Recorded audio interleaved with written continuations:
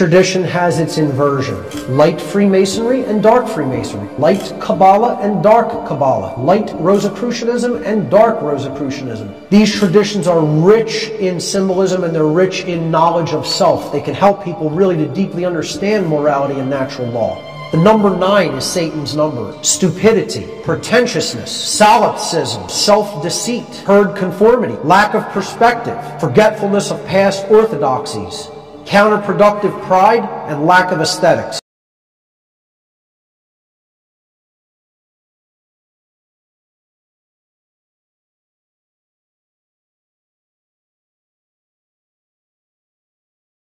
Some numerology. The number 9 is the number of the ego. 1 plus 9 is 10. Then if we add the 1 and the 0 from 10, you get 1. So we started with 1, we added 9, and then by adding the result, 10, the numbers in 10 together, 1 and 0, we're back to 1. It doesn't matter what number you do this with the number 9. It always returns to itself. Meaning, adding 9 in numerical symbolism, known as gematria, is like adding 0. Now let's look at the multiplication of the number 9. 9 times 1 is 9. 9 times 2 is 18. 1 plus 8 is 9. 9 times 3 is 27. 2 plus 7 is 9. And it doesn't matter how complex the numbers get. 9 times anything. You add the digits, it's 9. Symbolically, what does this represent? When ego, 9, is multiplied by anything, it comes right back to itself. More ego is created, and there's no change. You started with 9, you end up with 9. But if we look at gematria, 6 plus 6 plus 6 is 18. 1 plus 8 is 9. That means in gematria, 666 is equivalent numerologically to 9. Let's look at some occult holidays. There's 8 of them. The occult year is based around the zodiac and the path of the sun around the houses of the zodiac during the course of the solar year. The year is quartered by the solstices and the equinoxes, which are 4 of the occult holidays. These are known as the minor Sabbats. The spring equinox, which is called Ostara, the autumn equinox, which is called Mabon, the winter solstice, which is called Yule, and the summer solstice, which is simply referred to as midsummer. At the midpoints of these lines that form this cross, quarter the year into seasons. The midpoints are considered the higher holidays. The midpoint of spring is the biggest one. Spring is the season of the occult because it's the time of the year when the sun renews and gives rebirth to the world by coming out of the tomb of the southern hemisphere. In general occultism, this day is mostly known as Beltane. The high holiday of communism is May 1, May Day. The oldest sun god's name from the Sumerian and Babylonian tradition was Bel or Bil. Here is the god Bel in the Phoenicia-Canaan tradition with another solar deity with rays around his head. He was known in the Babylonian tradition and Akkadian tradition as Baal. He was depicted as the bull, the golden bull of Sumeria. The reason he was depicted as the bull, because the sun 6,000 years ago during the Sumerian civilization was in Taurus. Now, we talked about May 1st, the midpoint of Taurus, the bull, being the high point of the occult holiday. And it's called Beltane. The civilization that came out of that time period of the world was Babylon. The word Bil is right in the middle of the word, Babylon, the sun god. What does Ba mean in the ancient languages? It means spirit. On means light. So, the spirit of the light of Bil, or the light of the spirit of Bil, the solar deity. Well, what's the god of the world today? It's Bil. So they just named it a Bil, right? There's no connection here. What do we want all those bills to do? Well, we need them to pay bills. So we have to acquire Bill to pay Bill. The people who have the most of these bills are the billionaires. On Wall Street, there's their god, the golden bull of Wall Street. They always want bull markets. They don't like it when there's bear markets. They want the bull market. And when there's not a bull market happening, they want a bailout. They distract us with ball games. Baseball, basketball, football, Soccer is played with a soccer ball, tennis with a tennis ball, golf with a golf ball. You can go on and on. The young people of society, they want to grow up to either be a belle or a baller. They distract us with billboards. It's where all the advertising goes to put subconscious messages into the mind. Actors are given billing in Hollywood. The Masons are referred to as the builders. We're all builders of society. One of the biggest secret societies, the biggest think tank, occult secret societies in the world is the Bilderberg Group. Bilderberg means the foundation of Bill. You might think this is all baloney. I think people just can't see the connections because they're rigidly attached to their belief system. The lie is in there as well. Bell's lies. And then maybe people will start paying attention to things like the Bill of Rights and the Liberty Bell. Positive symbols for human freedom in our society. Maybe they could even listen to some of the words of wisdom in the New Testament of the Bible.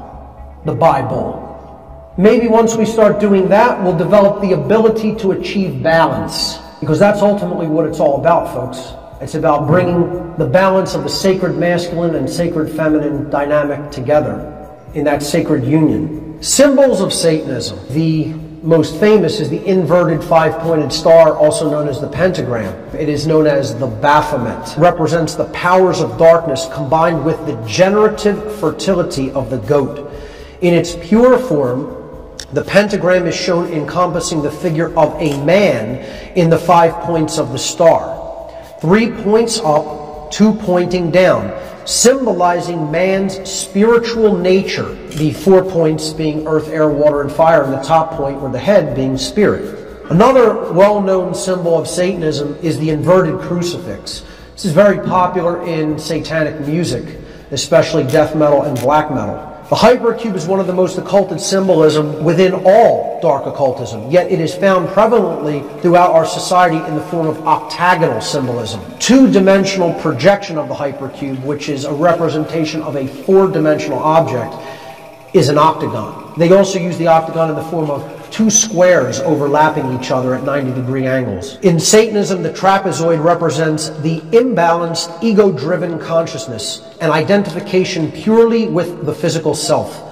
It is considered a perversion of the, quote, divine shape, the circle, since its angles total 360 degrees. In its satanic connotation, the trapezoid is considered a, quote, soul trap, symbolizing going around in circles of base consciousness. In this interview, you will see Nicholas Schreck. So you are going to hear him talk about his music promoting the satanic ideology in this interview.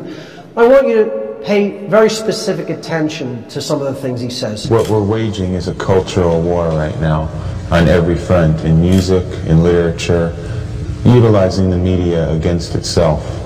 What we're trying to do is bring back a resurgence of the Western European tradition that has been all but lost in the world. And we're using music because that's the instrument that young people respond to right now. We're doing propaganda directly to awaken the wolf.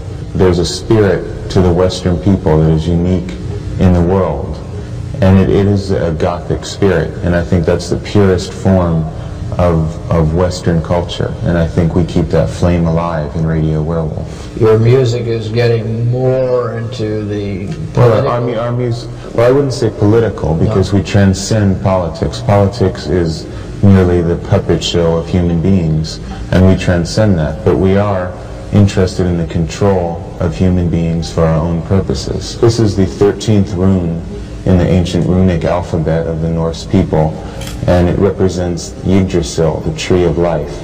And this is the meeting point between life and death. And it's the tree that symbolically supports the universe. And the wolf's angle symbol we use as the symbol for the Abraxas Foundation. It's a fascist occult think tank. And what we're doing is coming up with new strategies and techniques to bring this cultural renaissance into the future. And the wolf represents the beast in man. That's what we seek to unleash in humanity, because it's been repressed and tamed by Judeo-Christian values, and that above all is what we seek to eradicate. We can hearken back to Norse mythology, where Fenris, the ancient wolf god, was unleashed upon the world, and the Götterdämmerung occurred, the Ragnarok, the end of the world. And symbolically, that is what we are undergoing right now in history, an end of the old order, an end of the old world, and the beginning of a new order. If you think in a public interview they're talking that open, imagine some of the things I heard behind closed doors. Every mystery tradition has its inversion. These traditions are rich in symbolism and they're rich in knowledge of self. They can help people really to deeply understand morality and natural law. I highly encourage people to look into all of these traditions. You don't need to go into any organizations or groups. You know, you have the truth device in the palm of your hand if you use it the right way. You know, you don't need to go and take oaths to any organization or group to acquire knowledge of this order. Is there such a thing as light Freemasonry and dark Freemasonry? Yes, there is. Is there such a thing as light Kabbalah and dark Kabbalah? Yes, there is. Is there such a thing as light Rosicrucianism and dark Rosicrucianism? Yes, there is. So how do these dark occultists avoid the brunt of karmic consequence that naturally should be visited down upon them according to the moral laws of creation, natural law? And it's because they know how natural law works. They know the difference between right behavior and wrong behavior at the highest levels. They don't think it's relative. They even pass the notion of moral relativism down to their adherents of their religion. That right behavior is moral because it is in alignment with natural law, and actions that are based in, that are rights, don't cause harm, don't result in harm to other sentient beings, period. That's what a right is, an action that does not cause harm to another sentient being. And they know that wrongdoing is in opposition to moral law, in opposition to natural law, and that it does result in harm to other sentient beings. They know this. Natural law is in place so that the beings that are within creation, who are granted free will and the ability to understand the laws of creation by the creator of the universe, natural law exists for the optimum benefit of those beings, so that they can create a just world where the beings within are equal according to rights. And when you live in a society like that, freedom is generated, peace is generated, harmony is generated, safety is generated, prosperity is generated. In other words, heaven. Everything we say we want. Natural law and understanding it and living in alignment with it is what brings all those things. Natural law has been called many different things in different traditions throughout the world at different times in history. It's been called the law of cause and effect. And there's a scientific connotation to this concept of cause and effect too. Even scientists will say an effect invariably follows a cause. And they'll also say things like, for every action, there exists an equal and opposing reaction. So there's a consequence when an action is taken. Natural law is expressed through 7 basic underlying principles, plus what I have referred to as an 8th or hidden principle, which you hear very few other researchers, even people who are studying this from the occult perspective, who are studying this from the consequentialism perspective, you very hear them incorporate the 8th and all-encompassing principle. This 8th principle, which I call the lost principle, binds all the other 7 principles together. These principles together constitute a master key through which universal wisdom, including the knowledge of the requirements to obtaining what we desire, is then unveiled or de-occulted. These are the 7 general principles of natural law: mentalism, correspondence, vibration, polarity, rhythm, cause and effect, and gender. The principle of mentalism states that the all, everything in creation, is actually a manifestation of mind. The principle of correspondence states that that which is above is similar or like to that which is below. So what this means is, it's a mirror, okay? The above is like the below is like the above. The principle of vibration simply states that there is no such thing as rest. Everything vibrates, and at the most fundamental level, the universe and every single thing which comprises it is ultimately pure vibratory energy that is manifesting itself in different ways, different frequencies, different vibratory forms. The principle of polarity states that everything has a dual nature to it. There are polarities in everything that exists. Okay? Everything has poles, everything has its pair of opposites. However, opposites, they are identical in nature, but they're different in degree. The principle of rhythm. Everything flows out and in. Everything has its tides. All things rise and fall. Everything has a rhythm to it, or a swing to it. There's tendencies that exist in energy. The pendulum swing manifests in everything that we undergo, everything we perceive. The measure of the swing to the right is the measure of the swing to the left. It's just an opposite. It's perceived as an opposite. Rhythm will compensate. This is the principle here in natural law that most fits in with how I'm using the term natural law today. Cause and effect. So the principle of cause and effect simply states that every cause has its effect and every effect has its cause. Every single thing that occurs happens according to law. Chance is a name for a law not recognized. There are many planes of causation, but nothing escapes the law. You cannot change the past. You can change what it is starting now and make sure that it gets changed in the future. But right now, what is the truth, and all you can do is accept that or reject it. The final principle of the 7 principles of natural law are gender. Again, I'm going to talk about an 8th lost one. Gender exists in everything. Everything has its masculine and its feminine components or principles. We've already seen that when it comes to the human brain, consciousness, worldview, etc. Gender manifests on all planes of existence. Spiritual, mental, physical, everything. This next section is what I call the lost principle. This is the 8th principle of natural law, which binds all of the other principles together. It's the container inside which all the other principles fit very nicely and neatly. However, it's lost because we're not exercising it. See, we already looked at 1, 2, 3, 4, 5, 6, 7 principles of natural law. And there they are represented by these circles overlapping each other. Here's the 8th circle. The seed of life. Now, what happens from a seed? It grows. It generates something. It creates something. Here's what that principle is. It's the 8th or the lost principle. And it's the thing that has to be present in order for any change to manifest itself. Here's what the 8th principle is. It is known as the generative principle, or the principle which governs creation, which actually is the causal factor that goes into effect and generates the result that we say that we want. But what's the real term for it? Now, most people will say it's love. The generative principle is care. This is different than compassion. People say, why don't you use the word compassion? Because that's not what I'm talking about.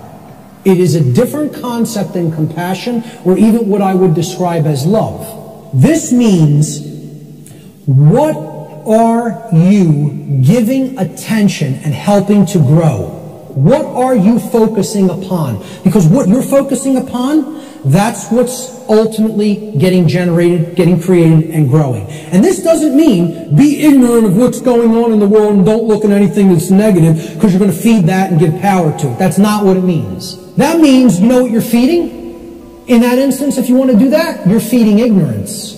And that's what's going to grow. It's the exact opposite that the New Agers want you to believe that it is. By ignoring the negative, you are ensuring that more of it occurs. You are fueling it by ignorance. This is what you're giving your energy to. This is what you're focused upon. This is what you actually care enough about to do, to spend your time on, to put your attention on, to manifest in the world. That's what I'm talking about as care. That's what generates our experience in the aggregate. Most people don't care about what's really happening. Therefore, it is an impossibility for us in the aggregate to change the direction of energy, to change the direction of consciousness, and ultimately to get what we say we want. That's how the real law of attraction works. Here's how it actually operates. The lost principle is the dynamic of care. What we care about on a day-to-day basis acts as the driving force of our thoughts and actions. What did I say we need to develop? The heart, mind, guts. Right? Heart, mind, guts. In that order. Care comes first. You've got to care enough to know. to develop the knowledge. Okay? Then you got to act on it and put it into practice. Apply it. So that's the order. Heart, mind, guts. Care, knowledge, action. Those are the steps. And all three of those have to be in place. That's what unity consciousness is. It's unifying thoughts, emotions, and actions. The three aspects of consciousness, such that there is no contradiction between them. Our thoughts, what we say, what we think, how we feel, and how we act are one and the same. There's no contradiction. That's unity consciousness. Therefore, care is the driver of our thoughts and actions. It ultimately can be seen as the generator of the quality of our shared experience here on the earth. Care is what generates the whole thing. Hence, it has been called the generative principle. Liken the heart to a pump in the body. Well, what does a pump do? It's a generator. It provides energy. It moves the life force through the blood in the body. In every ancient tradition, they talk about the life force being in the blood. The heart is what pumps that through the whole physiology and enables us to continue to sustain life. As important as the brain is, which we just talked about the importance of it, the heart is ultimately what's generating the experience, because what we care about determines what we think about on a daily basis most of the time, and therefore how we behave. What we care enough to put our will behind is ultimately what gets created or manifested in our world. The world is the way that it is because most people do not care enough, even if they say, they pay lip service and say that they want things to be different. They don't care enough to actually change it through their actions. Anything we want to create or put into manifestation has to ultimately work through the mental realm first. You want to build a computer, you want to build a podium, you want to build a home, any piece of technology, it has to exist first in the realm of mind. It has to be thought about archetypally, the need for it, its purpose. Then you have to go through the process of what you're going to do to make that happen and come into manifestation. All mental processes. So creation follows the mind, hence the mind, the thoughts, that's the father figure, the creator God. And that's what Osiris represented. Isis was the goddess figure in this trinity, depicted on the right. She was the divine mother, or in other words, the emotional aspects of the being, the spirit in which we do something, our spiritual essence, the sacred feminine essence. And then when those two things come together, our cares, our desires, our spirit, combined with our mental faculties of the mind, then what happens? We act in the world, and something is generated as a result. And this was Horus. He was the male child because he represented action, the masculine principle. And he was considered the savior figure, the one that was ultimately born to redeem the world through right action. Now, right action is what's ultimately going to redeem the world.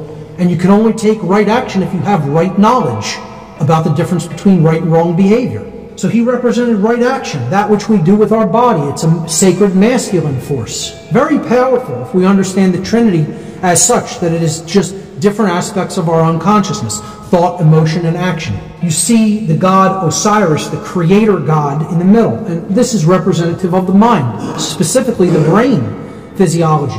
You have the left brain set on Osiris's left-hand side. Whoever made this graphic, I didn't make the colors in the background, I just found this graphic like this. The person probably already had a very good understanding that this represented the brain, because they actually depicted the frequencies that often represent the left and right brain. Red usually represents the left brain tendencies or capabilities, and blue is usually symbolic of the right brain, the intuitive and creative capacities. Another aspect of the Comitian tradition was the goddess Ma'at. Perhaps one of the most powerful allegorical representations was Ma'at. There was no higher god or goddess than Ma'at, because she represented natural law itself. She was the law. So the goddess Ma'at represented truth, law, and justice among the Comitian people. The purpose of coming into harmony with the teachings of Ma'at, this mother goddess figure, was to learn how to avoid self-inflicted chaos by learning the laws of morality, and thus not generating chaos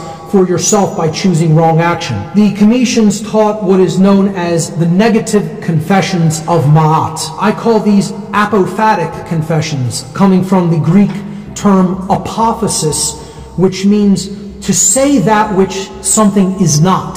to say that which something definitively is not and has nothing to do with and is nothing like.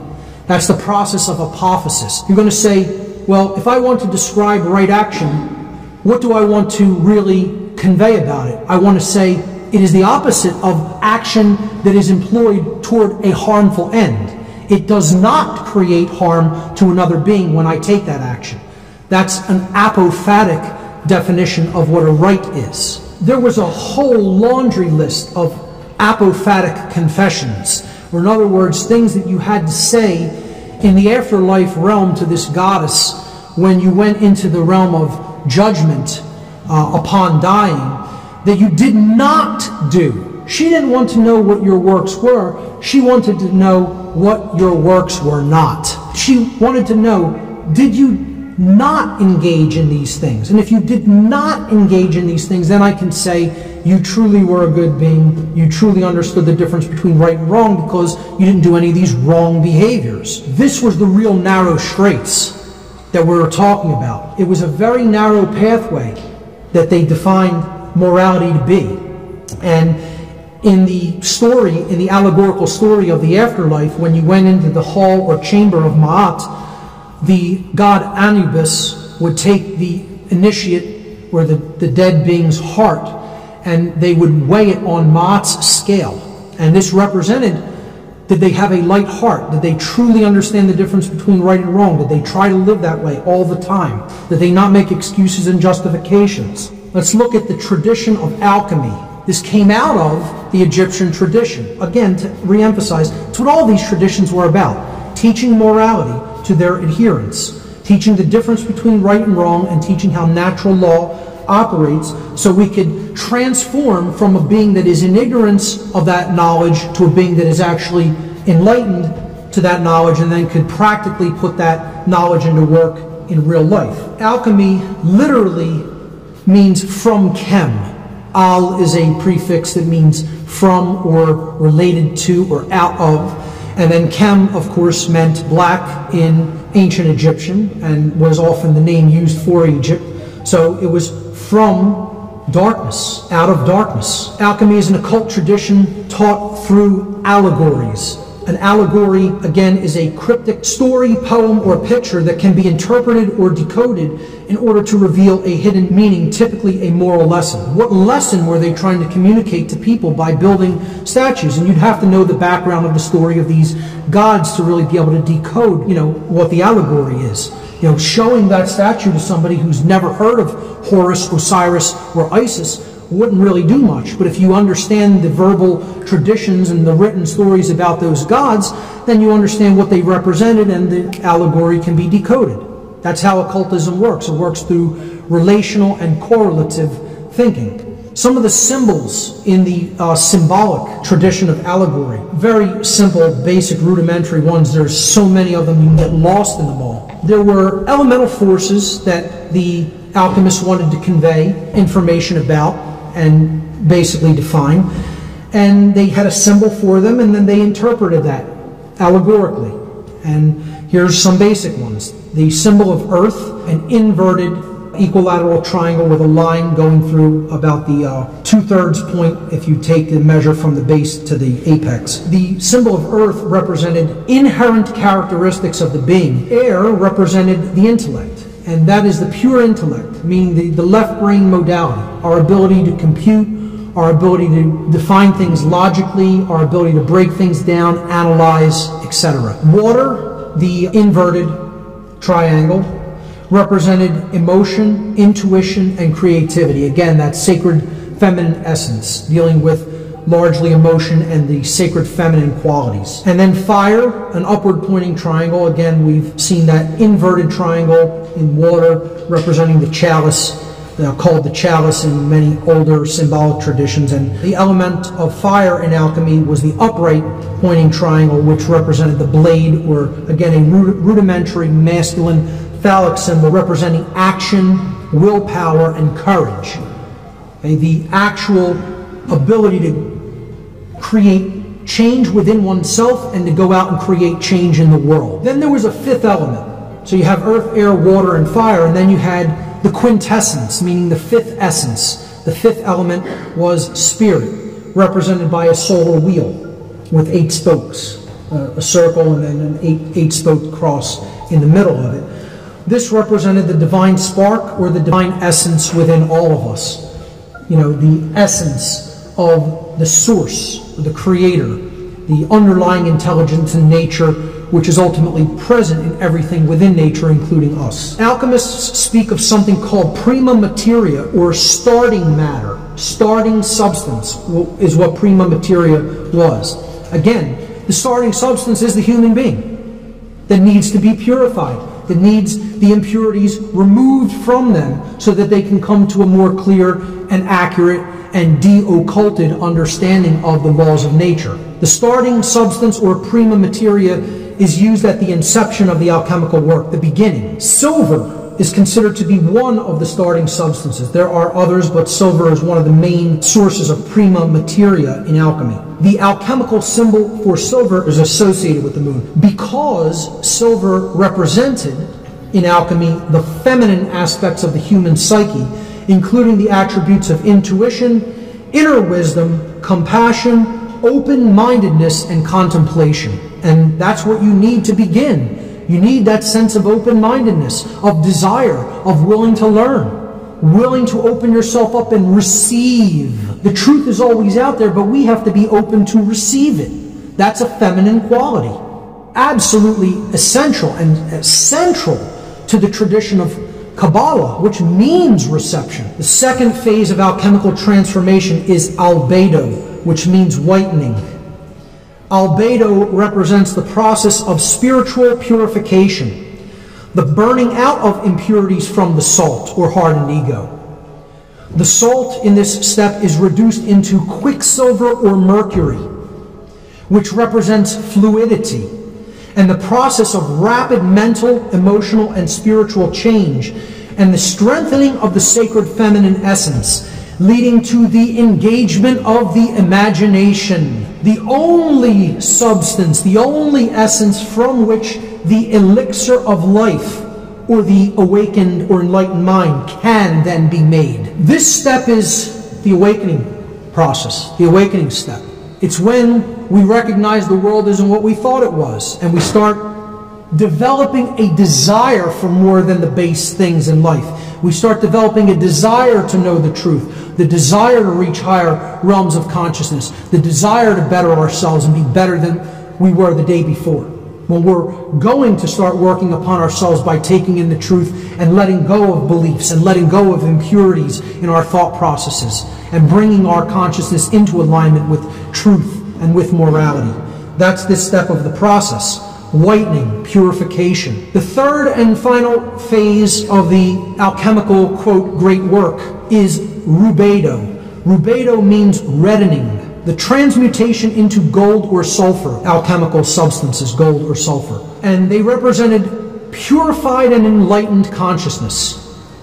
The elemental fire of the philosopher's stone. Again, that's why it was symbolized by a red elixir.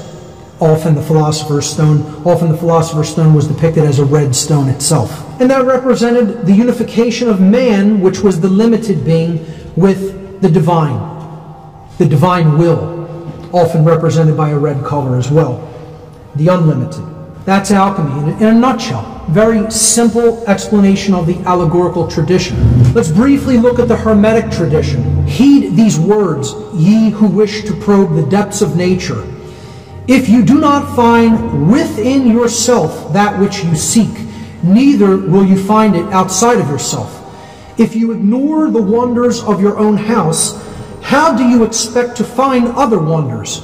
In you is hidden the treasure of treasures. Know thyself, and you will know the universe and the gods. To know the self is to know the universe. To know the universe is to know the self. It's to understand the dynamic interplay between free will and natural law, a theme that comes up over and over and over again in occult traditions.